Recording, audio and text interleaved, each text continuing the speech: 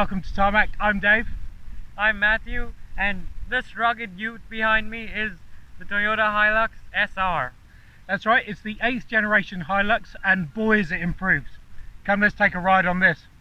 Originally rolling off the production line in 1968, the Hilux gained almost an immediate reputation for being, I don't know, invincible, unstoppable, and certainly popular. 18 million have been sold over the world or throughout the world since its inception, and 142,000 of those in New Zealand. So Kiwis love it. And it's, you know, it's quite understandable. It's a rugged ute, it's a tough ute, and it's a ute that really, now with this 8th generation, 18 different models, 4 different spec variants, I mean, it really does cater to the whole, I don't know, the whole ute landscape. Let's take a little bit of a closer look. First and foremost, for this new model, you can't get past this big, bold trapezoid grille. It's huge. And also the surround. The surround actually designates which model it actually goes for, which spec variant it goes for. So this being the SR, comes with a charcoal. You've got the SR5, which has got chrome, and the SR5 Cruiser, which is top of the line, is basically got a matte black. So really easy to go from there. The headlights. Narrow, squinty, very mean, angry looking, love it. These have got the halogen ones on, but as you move up to the SR5 and the SR5 Cruiser, you get LEDs. The rest of it, very, I don't know, very dominant, very bold, very wide looking, quite expansive. Down the side, look, it's a ute, so I don't really have to describe the shape. I mean, realistically, if you don't know what a ute or a truck is by now, really go back to basics or something. This one comes with 17-inch steel wheels that are blacked out. There is the 17-inch alloys available as you move up in the grades and stuff like that, but you know, you get the point. Down the tail end, tail lights with this one, they're bulbs, but you do get the LED option as you move up the grades. No handle to drop down the tailgate, but you know, these nice massive clunky things. This is a truck. It's a heavy duty, ready for anything truck, which is great.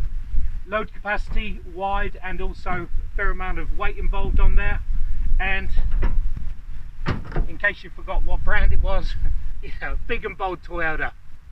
Under the bonnet, should you ever lift this bonnet, inside is a 2.8 litre diesel engine, 150 kilowatts from 3000 RPM, and 500 newtons from as little as 1600 RPM. So really the lower end torque comes in nice and quickly, or the top end peak torque comes in very early, which is pretty good. Speaking of top end peak and all that sort of performance, let's go inside where our peak performer Matthew will tell you all about it.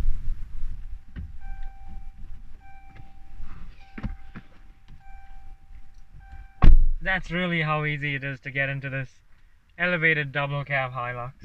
There's grab handles in the front and the rear, and as you can hear from that beeping earlier, it does actually have a physical key. Now, this interior I think is pretty bog standard as far as Hiluxes go, because this is the farmer spec ute basically. So everything in here is hard plastic, very easy to wipe down, and you won't think twice about getting mud on it or getting it dirty somehow, because frankly it can take a beating and be fine, and just a wet cloth or whatever will wipe it down, or maybe some rain. It is really that rugged. Certainly the feeling of everything in here, it's hard plastics, but it feels well put together as Toyotas are. And even if you knock it around, stuff like that, there's no creaks and rattles. Everything is fitted well into place, and it's something that's reassuring if you're really gonna put this car through the paces on your farm or off-roading. When you're out and about on the farm or wherever, you're gonna need to store some stuff around. So you've got your 2 cup holders here, you've got a space for your phone over there, a little bit of lining on there to stop it moving around. You've got another storage space over here, awkwardly positioned. I'm not sure what goes in there, but probably something. Nice big storage cubby in the middle over here, and a central armrest obviously. And down this side here, you actually have 2 glove boxes. One on the top, good bit of space in there, and one on the bottom with the owner's manual. In terms of other features and niceties, there isn't too much in here. As I said, this is the sort of almost a base spec in terms of the interior, and getting in is a lot easier for the driver because there's a rubber floor mat here, but for the passenger it's a little bit harder because there's no floor mat underneath. There isn't even any carpets around here, but that all makes it part of the experience that it's so much easier to clean, and you don't have to think about getting sand into the carpets or getting mud into it because it's just way easier to clean. These seats, fabric and cloth, and again got quite a rugged feel to them. There's a bit of bolstering going on, and they certainly offer plenty of support for long trips and while you're off on some really rugged surfaces. They absorb all those bumps. And continuing with that rugged feeling, you get sort of buttons everywhere as opposed to touch things. So the air conditioning controls, all buttons and switches, which I'm a big fan of this, I guess, this old school sort of look. And the AC controls actually here, the circulation and the ventilation, have a Hilux logo on them. That's pretty cool actually. In terms of the options, you can again tell that this is the SR model because it's just got the four-wheel drive selector system, traction control, and downward assist control or hill descent control. But it is missing a few other options which are available again on the SR5 and SR5 Cruiser. Continuing with that theme of being tough and, you know, outdoorsy, the steering wheel is big and in your face, just like the front of the car, as Dave pointed out. It's got an aggressive look to it, this new Hilux. The steering wheel feels good to hold, nice thumb grips there, and again the material is really easy to clean and wipe down, and you won't think twice about getting it dirty. But it still does have some sophistication here. So all the buttons here, you got on the left side controls for your volume, infotainment, stuff like that, and on the right side you got the controls for the screen in front of you, which is updated for this new generation of the Hilux. The dials are clean and fresh and they look great, and that central screen gives you really everything you need to know. You can see the lane departure warning logo already there, which will bring me on later to the safety suite that comes with this car. You use these buttons to flick through the menus. You can get your economy, range, your historic economy. You can even get which way the wheels are turning. It's got a lot of information on here. And speaking of other things that have a lot of information, this 8-inch touchscreen that is again new with this generation of the Hilux. Now this is a touchscreen you've seen in other Toyota models as well, so it's nice that they've brought it in here. And this shiny black plastic and the silvery finish around it certainly gives a touch of class to this cabin. The screen itself is pretty simple. You've got your radio there, some fuel information, and the ability to connect to your phone.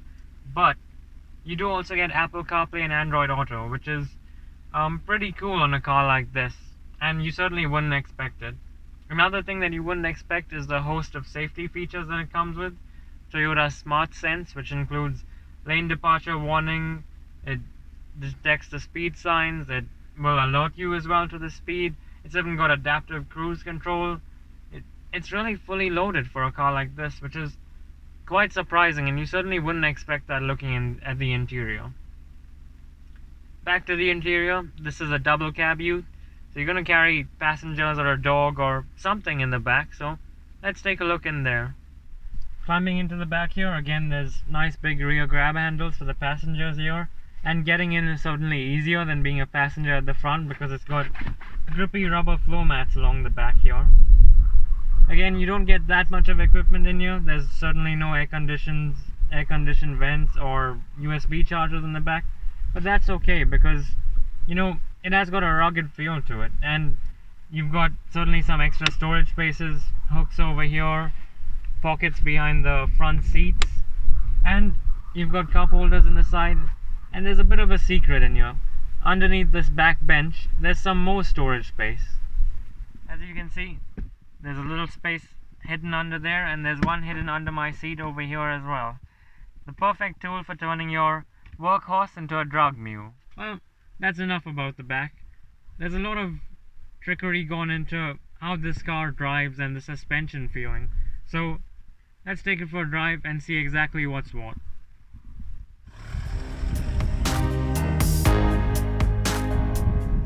As my learned colleague here likes to say, with age comes experience, and I think that's another way of him saying that I'm old.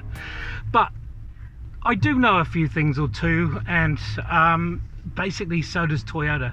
Since 1968 they've developed this Hilux, and they've learned and progressed through 8 generations on the way. The biggest thing is something that, or for this 8th generation, is something you don't really notice until you're on the move, and that's the way that they've adapted the suspension. They've widened the springs, they've added more springs, they've put more gap in the springs, they've changed the bushes, they've straightened up something else as well. There's a whole list of stuff that they've done to the suspension that just makes it just ride that much better on road unladen, which is a lot of what this vehicle will spend, well, not this particular vehicle, but what the Hilux will spend a lot of its time doing, driving on the road unladen, just looking cool. And as Dave was saying, just like him, the Hilux too has been around since the 60s, and one of them has learned more since then than the other. It hurts. Only joking. Certainly from a passenger point of view, that difference in the suspension, especially those leaf springs at the rear, has made, you know, your life in the Hilux so much more comfortable, because let's face the fact, you're probably not going to be driving around everywhere with 500 kilos of bricks and mortar or whatever in the cargo bay. So it's important that the car rides well without it, and so it does. You know, it's still a little bit on the stiffer side, but it's not jarring, it's not going to shake up your spine. It does well on the rough gravelly surfaces as well, and that certainly makes a world of difference on the inside here in terms of the noise level. The steering's improved as well. There's a lovely feel to the way this vehicle maneuvers now. Possibly a little bit too heavy, particularly around tighter spaces, and also the turning circle's not magnificent, but on the whole it's a far improved ride from the ground up. I mean, you can definitely see that with this Hilux, you know, Toyota's improvements haven't just been cosmetically making it more aggressive. It's certainly done a lot of work on the stuff that you can't see, the suspension and the ride and the handling and stuff like that. All that makes life so much more easier for, I guess, the majority of drivers of the Hilux, because remember, it is one of the 5 best-selling cars in the country, and the fact is that most of those buyers are not going to be people who are going off-roading every day, or, you know, on a farm or stuff like that. You see a lot of these Hiluxes around the city. That's right. The other thing is it now has an automatic limited slip diff. So again, when you're moving into the 4-wheel drive, there's less worry about moving or getting stuck anywhere. Just nice and automatic, off it goes. Again, that certainly makes the off-road bits a lot easier, but you'd be surprised actually. We were doing some off-roading before in 2-wheel drive mode, and it's extremely capable as a vehicle, just using those back 2 wheels, and switch it into 4-wheel drive and, you know, you've opened up a whole new horizon as far as where you can go with this Hilux. As far as going places, the cabin does or has improved. I know this is the virtual basic model, or very basic model, so there is plenty of plastics, as Matthew's pointed out, but the screen's better. The safety sense that's loaded through here, you know, it flashes up if I'm going too fast. It flashes up and moves the steering wheel if I go across the lines. It's got adaptive cruise control, all of this stuff to make your driving life on road much better, and that's really where the majority of this vehicle's improvements are, on the road. And it certainly makes you feel a lot more reassured as a passenger, because even though the airbags are there, it's nice to know now that there's adaptive cruise control and lane departure warning and speed sign assist and all of those safety features that come with Toyota's Smart Sense pack. Driver wise, Comfort level's good, you know, even with this basic model. Visibility is great, big wing mirrors or a big rear view mirror, plenty of cabin space to look around, and you know, I feel good. It's a comfortable position to be in.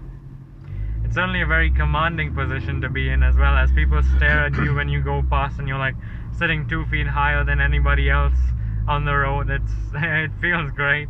It's good because you've got the angry eyes to stare back at them, and the big grill. Infotainment wise, the big screen is now integrated into the dashboard, which is a lot better, a lot sweeter, a lot better presented. I think in the top models there is a bit of a they've decided to put the speakers not flush to the dashboard. It's kind of bizarre. So they've gone from having flush speakers and a non-flush infotainment screen to a flush infotainment screen and non-flush speakers. They'll get it right at one point. Well, there's been 8 generations, and there's certainly nothing to suggest that the Hilux is stopping with this one. No, I can see 10 generations, 11 generations. Actually, it may outlast you. I'd probably bet that this model itself will outlast me. Yeah. You know that Toyota does a pretty good job on building these things. Yeah, many of people have tried to kill them, that's for sure. Performance wise, this 2.8 litre engine is good. It gives plenty of give to it. You've got an eco mode that will actually limit your throttle response, and a power mode that will unleash that 500 newton meters of torque, like I said, from very low down, and it's quite powerful. It is certainly very powerful, and as Dave said, it pulls hard because the towing capacity is something like 3.5 tons with a brake trailer. That's pretty incredible, and certainly earth moving as well.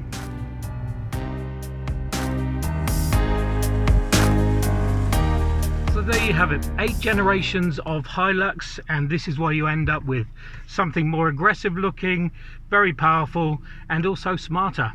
You know, all those sort of traits that we're going to, you know, learning to love as we go through. Much more comfortable as well, which means, like, just like the Hiluxes that have gone before it, this one too will probably outlast us as well. Love it.